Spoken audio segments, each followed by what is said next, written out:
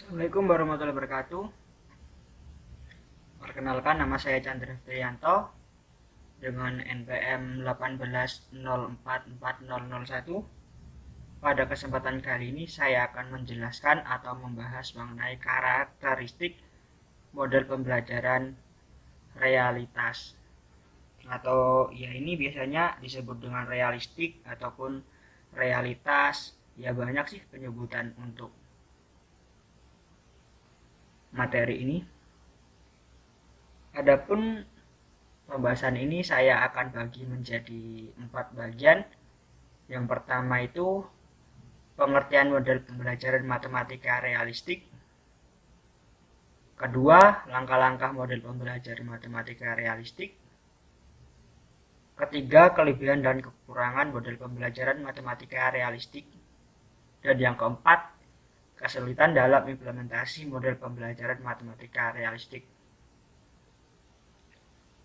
Nah, untuk memudahkan pembahasan yang akan saya berikan, teman-teman juga bisa mendownload PPT yang saya buat ini di deskripsi di bawah agar teman bisa memahaminya sendiri. Ketika kurang paham apa yang saya jelaskan nanti, teman-teman bisa mengulangnya lagi, ataupun ya tanpa mendownload pun teman-teman bisa memplay lagi video yang saya berikan ini. Namun untuk lebih efektifnya silahkan teman-teman download pada link di deskripsi. Nah, yang pertama itu pengertian model pembelajaran matematika realistik. Model pembelajaran matematika realistik atau realistic mathematics education merupakan pendekatan pengajaran yang bertitik tolak pada hal-hal yang real bagi siswa. Ini menurut pendapat Pak Zulkarni.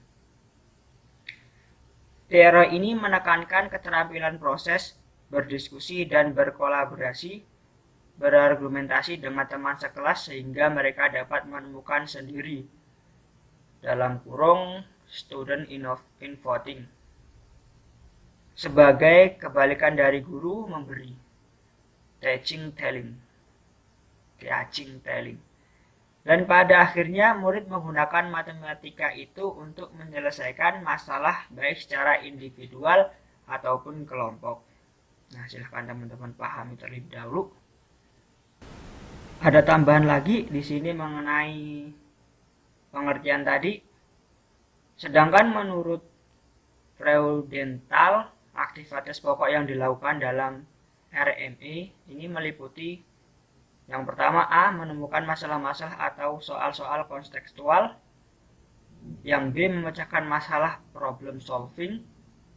C. Mengorganisasikan bahan ajar organizing subject matter. Nah, itu menurut Freudenthal sebagai tambahan. Adapun model pembelajaran matematika realistik atau realistic mathematics education ini pertama kali diperkenalkan dan dikembangkan di Belanda pada tahun 1970 oleh Institut Freudenthal dan menunjukkan hasil yang baik berdasarkan hasil The Third International Mathematics and Science Study atau yang biasa disingkat dengan TIMSS pada tahun 2000. Nah, jika sudah jelas, maka saya akan melanjutkan ke pembahasan yang selanjutnya. Jika sudah, kita akan lanjut ke pembahasan selanjutnya, yaitu langkah-langkah model pembelajaran matematika realistik. Adapun langkah-langkah pembelajaran matematika dengan model realistik ini akan saya bagi menjadi 6 bagian, yaitu memotivasi siswa. Ya, ini kita harus memberikan support atau memfokuskan siswa-siswi kita kepada pelajaran yang kita berikan. Yang kedua, mengkomunikasikan tujuan pembelajaran. Yang ketiga, memulai pembelajaran dengan pengajuan masalah yang real bagi siswa sesuai dengan pengalaman dan tingkat pengetahuannya, sehingga siswa segera terlibat dalam pembelajaran secara bermakna. 4. Permasalahan yang diberikan tentu harus diarahkan sesuai dengan tujuan yang ingin dicapai dalam pembelajaran tersebut. 5. Siswa mengembangkan atau menciptakan model-model simbolik secara informal terhadap persoalan masalah yang diajukan. 6. Pengajaran berlangsung secara interaktif. Siswa menjelaskan dan memberikan alasan terhadap jawaban yang diberikannya. Memahami jawaban teman atau siswa lain, setuju terhadap jawaban temannya, menyatakan ketidaksetujuan ataupun menyanggah, mencari alternatif penyelesaian lain, dan melakukan refleksi terhadap setiap langkah yang ditempuh atau terhadap hasil pelajaran. Nah, silakan teman-teman pahami dulu sebelum kita masuk ke pembahasan selanjutnya. Yang selanjutnya itu kelebihan dan kekurangan model pembelajaran matematika realistik. Menurut Suarsono pada tahun 2001 bulan 5, terdapat beberapa kekuatan atau kelebihan dari model pembelajaran matematika realistik, yaitu 1. Pembelajaran matematika realistik ini memberikan pengertian yang jelas kepada siswa tentang keterkaitan matematika dengan kehidupan sehari-hari dan kegunaannya pada umumnya bagi manusia. Yang kedua, pembelajaran matematika realistik ini memberikan pengertian yang jelas kepada siswa bahwa matematika adalah suatu bidang kajian diskonstruksi dan dikembangkan sendiri oleh siswa, tidak hanya oleh mereka yang disebut pakar dalam bidang tersebut. Ketiga, pembelajaran matematika realistik memberikan pengertian yang jelas kepada siswa bahwa cara penyelesaian suatu soal atau masalah tidak harus tunggal dan tidak harus sama antara yang satu dengan orang yang lain.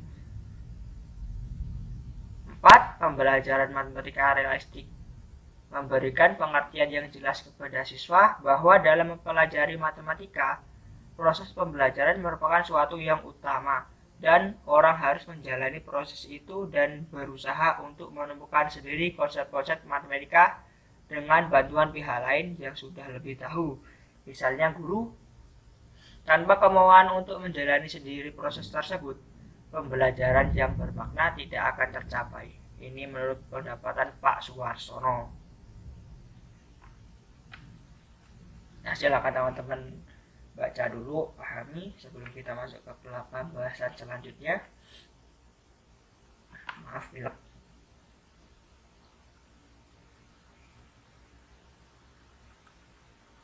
Nah, selanjutnya yaitu kesulitan apa yang dialami dalam implementasi model pembelajaran matematika realistik. Memang untuk menerapkan model pembelajaran itu pasti ada kesulitan pada setiap tahap ataupun jalannya. Itu kita pasti mengalami gerunjalan yang menjadikan ketidakstabilan dalam proses pembelajaran. Lantas, kesulitan apa saja sih yang biasanya sering dihadapi ketika mengimplementasikan model pembelajaran matematika realistik ini? Kesulitan model pembelajaran matematika realistik antara lain yaitu 1. Tidak mudah untuk merubah pandangan yang mendasar tentang berbagai hal, misalnya mengenai siswa, guru, dan peranan soal atau masalah kontekstual, sedang perubahan itu merupakan syarat untuk dapat diterapkannya PMR. 2. Pencarian soal-soal kontekstual yang memenuhi syarat-syarat yang dituntut dalam pembelajaran matematika realistik tidak selalu mudah untuk setiap pokok bahasan matematika yang dipelajari siswa. Terlebih-lebih karena soal-soal tersebut harus bisa diselesaikan dengan bermacam-macam cara. Ketiga, tidak mudah bagi guru untuk mendorong siswa agar bisa menemukan berbagai cara dalam menyelesaikan soal atau memecahkan masalah. Keempat, tidak mudah bagi guru untuk memberikan bantuan kepada siswa agar dapat melakukan penemuan kembali konsep-konsep atau prinsip prinsip matematika yang dipelajari.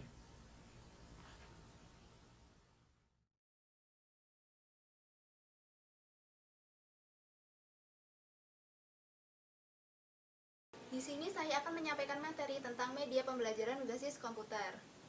Media pembelajaran berbasis komputer ini adalah penggunaan suatu komputer untuk membantu menyajikan materi pembelajaran kepada siswa, memantau kemajuan belajarnya, kelebihan dan kekurangan media pembelajaran berbasis komputer.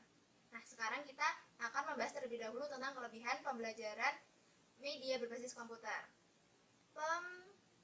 Kelebihannya yang pertama yaitu komputer memungkinkan siswa untuk belajar sesuai dengan kemampuan dan kecepatannya dalam memahami pengetahuan dan informasi yang ditayangkan. Jadi dia bisa menentukan sendiri berapa kecepatan dia dalam memahami materi. Terus yang kedua ada pengembangan komputer dalam proses pembelajaran membuat siswa dapat melakukan kontrol terhadap aktivitas pembelajarannya. Dia bisa menyesuaikan sendiri, bisa mengontrol dirinya sendiri sejauh mana dia dapat memahami materi pembelajaran. Yang ketiga yaitu penggunaan komputer dalam lembaga pendidikan memberikan keleluasaan terhadap siswa untuk menentukan kecepatan belajar dan memilih urutan kegiatan dalam belajar sesuai dengan kebutuhan. Jadi dalam lembaga pendidikan dia dapat menentukan seberapa kecepatan belajar dan memilih urutan kegiatan yang memang sesuai dengan kegiatan pembelajaran yang sedang berlangsung. Terus yang keempat ada kemampuan komputer dalam menayangkan kembali informasi yang diperlukan oleh pemakainya yang diistilahkan sebagai kesabaran komputer ya. Dapat membantu siswa yang memiliki kecepatan belajar lambat. Jadi dia bisa menyesuaikan dengan kecepatan belajar masing-masing siswa. Biasanya kan kecepatan belajar siswa itu ada yang lambat atau ada yang cepat dalam memahami materi. Jadi kemampuan komputer itu juga bisa menyesuaikan sejauh mana siswa itu dapat memahami materi.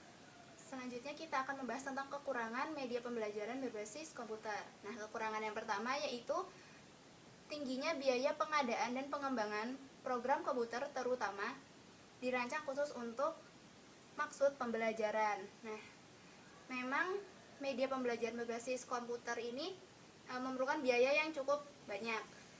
Mulai dari pengadaannya, mulai dari pengembangannya, apalagi jika media pembelajaran berbasis komputer itu digunakan untuk media pendidikan.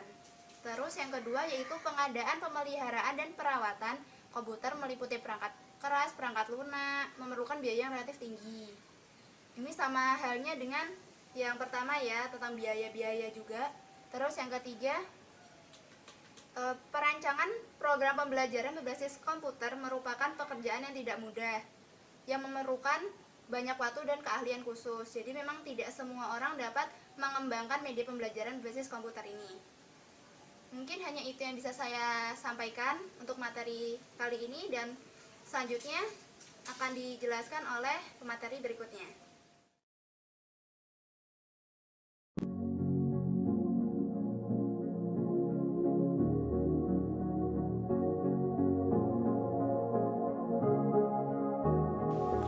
Assalamualaikum warahmatullahi wabarakatuh. Saya Tri Suranti dari kelompok 2 media pembelajaran akan menyampaikan materi tentang media pembelajaran sederhana. Dalam dunia pendidikan, media pembelajaran memiliki peran yang sangat penting dalam kegiatan belajar dan mengajar. Oleh karena itu, media pembelajaran hendaknya dibuat sesederhana mungkin agar proses belajar mengajar mudah, efisien, dan konsentrasi siswa meningkat. Oke, untuk lebih memahami lagi, langsung saja lihat slide berikut ini. Media pembelajaran sederhana. A. Pengertian media pembelajaran sederhana. Kata media berasal dari bahasa Latin, yaitu medius, yang secara harfiah artinya tengah, pelantara, atau pengantar. Sedangkan menurut Jamarah, media adalah alat bantu apa saja yang dapat dijadikan sebagai penyalur pesan guna mencapai tujuan pembelajaran. Media pembelajaran sederhana merupakan media pembelajaran yang tidak berbasis teknologi dan dapat dibuat sendiri. B. Unsur-unsur visual media pembelajaran. Yang pertama, ada kesederhanaan. Kalimat ini harus diringkas tetapi padat dan mudah dimengerti. Jadi, media pembelajaran haruslah ringkas dan padat agar mudah dimengerti. Yang kedua, ada keterpaduan. Keterpaduan ini membantu pemahaman pesan dan informasi yang dikandungnya. Yang ketiga, ada penekanan. Konsep yang disajikan memerlukan penekanan terhadap salah satu unsur yang terpenting dengan menggunakan ukuran, hubungan, perspektif, warna, atau ruang. Yang keempat, ada keseimbangan. Bentuk yang dipilih sebaiknya menepati ruang penayangan yang memberikan persepsi keseimbangan meskipun tidak seluruhnya simetris. Yang kelima, ada bentuk. Bentuk yang unik dan asing bagi siswa dapat membangkitkan minat dan perhatian. Oleh karena itu, pemilihan bentuk sebagai unsur visual dapat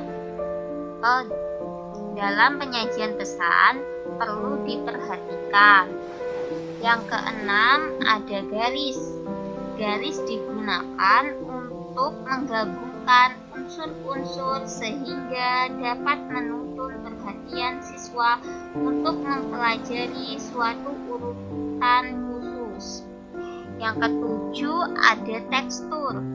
Tekstur adalah unsur visual yang dapat menimbulkan kesan kasar atau halus yang dapat digunakan untuk penekanan unsur.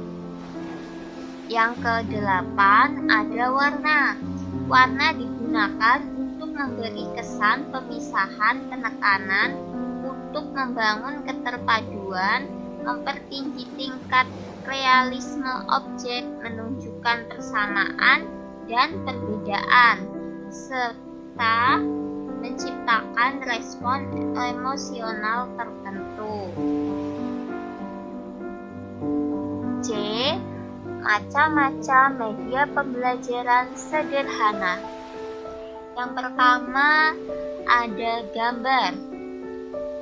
Gambar yang dimaksud di sini termasuk foto, lukisan, atau gambar dan sketsa.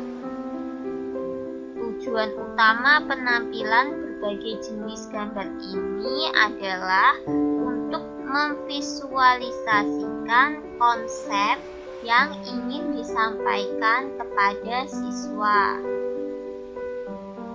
Yang kedua, ada peta dan globe. Peta dan globe berfungsi untuk menyajikan data-data lokasi seperti keadaan permukaan bumi, daratan, sungai, gunung-gunung, dan tempat-tempat serta arah dan jarak. Kelebihannya antara lain dari peta dan globe dalam kegiatan pembelajaran mengajar adalah memungkinkan siswa mengerti posisi. Yang kedua, kedua, merangsang minat siswa terhadap penduduk dan pengaruh-pengaruh geografis. Dan yang ketiga, memungkinkan siswa memperoleh gambar tentang imigrasi dan distribusi penduduk. Oke, yang ketiga ada grafik. Sebagai suatu media visual, grafik adalah penggambaran data berangka bertitik yang memperhatikan hubungan timbal balik sehingga membentuk informasi. Fungsi grafik adalah untuk menggambarkan data kuantitatif secara teliti dan menerangkan perkembangan. Yang keempat ada papan tulis. Papan tulis dan whiteboard merupakan salah satu media penyajian untuk pembelajaran. Media ini dipakai untuk menyajikan tulisan atau sketsa gambar dengan menggunakan kapur atau spidol. Yang kelima ada kain flanel. Bukan kain flanel, tapi papan flanel. Yang kelima ada papan flanel. Papan flanel merupakan media visual yang efektif untuk menyajikan pesan tertentu kepada sasaran tertentu pula. Papan berlapis kain flanel ini dapat dilipat dan praktis. Gambar-gambar yang didapat dipasang dan dilepas dengan mudah, sehingga dapat dipakai berkali-kali. Yang keenam ada display. Display dapat dibuat sebagai media pembelajaran sederhana dengan Display dapat dibuat sebagai media pembelajaran sederhana dengan cara pertama, memilih gambar yang sesuai dengan mata pelajaran. Kedua, gambar-gambar tersebut langsung ditempelkan pada papan buletin dengan menggunakan paku payung. Yang ketujuh ada relia. Media relia adalah benda nyata yang tidak harus dihadirkan di ruang kelas, tetapi siswa dapat melihat langsung ke objek sehingga dapat memberikan pengalaman nyata kepada siswa. Yang kedelapan ada poster. Poster merupakan penggambaran yang ditunjukkan sebagai pemberitahuan, peringatan, maupun menarik perhatian dengan menyatukan gambar, warna, tulisan, dan kata-kata. Yang kesembilan ada bagan atau chart.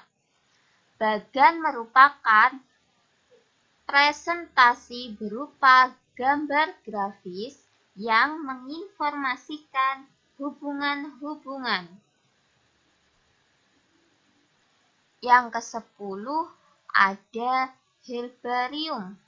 Herbarium adalah koleksi atau contoh tumbuhan yang telah dikeringkan atau diawetkan, diklarifikasi, dan direkatkan pada kertas dengan keterangan tertentu.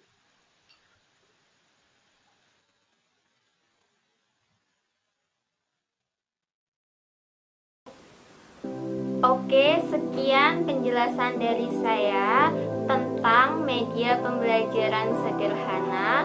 Saya akhiri. Wassalamualaikum warahmatullahi wabarakatuh.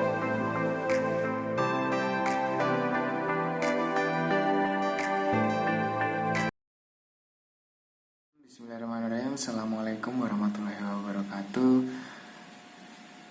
Ya, saya akan melanjutkan materi media pembelajaran tentang media grafik. Ya, apa sih definisi dari media pembelajaran grafik? Jadi, definisi media pembelajaran grafik dapat didefinisikan sebagai penyajian data berangka, suatu tabel gambar yang dapat mempunyai nilai informasi yang sangat berfaedah. Itu bisa digarisbawahi ya. Namun dari grafik yang menggambarkan intisari informasi sekilas akan lebih efektif. Grafik merupakan keterpaduan yang lebih menarik dari sejumlah tabulasi data yang tersusun dengan baik. Tujuan membuat grafik adalah untuk memperhatikan perbandingan informasi kualitatif dengan cepat serta sederhana. Ada beberapa macam grafik dan yang paling umum digunakan adalah grafik garis, batang, lingkaran, atau piring, dan grafik bergambar. Grafik itu sendiri adalah suatu grafis yang menggunakan titik-titik atau garis untuk menyampaikan informasi statistik yang saling berhubungan. Itu menurut R. Warsito.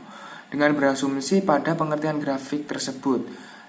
Dalam proses belajar mengajar, grafik mempunyai fungsi untuk memperlihatkan perbandingan informasi kualitas maupun kuantitas dengan cepat dan sederhana, terutama pada penyajian secara statistik ya. Kemudian next kita jenis grafik ya. Bisa dilihat tuh ya. Jadi jenis media pembelajaran grafik itu ada dua, yaitu grafik garis dan grafik batang.